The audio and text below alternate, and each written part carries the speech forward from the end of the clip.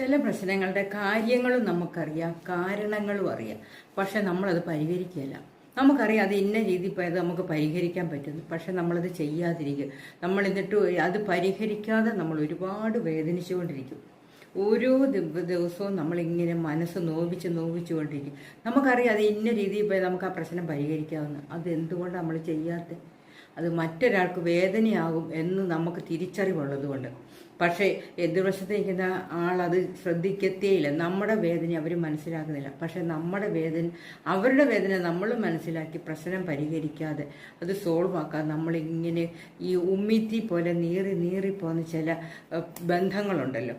പക്ഷെ അങ്ങനെ നമ്മളിങ്ങനെ നീറി തീരേണ്ട യാതൊരു ആവശ്യമില്ല. നമ്മളെക്കൊണ്ട് പറ്റുന്നൊരു ആ പ്രശ്നം പരിഹരിച്ച് നമ്മളതിൽ നിന്ന് എങ്ങനെ നമ്മുടെ മനസ്സമാധാനം കണ്ടെത്തുക. നമുക്ക് അത് മുന്നോട്ട് പോകാൻ പറ്റത്തില്ല, അവിടുന്ന് തിരിച്ചു നടക്കുക. അതാണ് ചെയ്യേണ്ടത് പീസ്ഫുൾ ലൈഫിന്.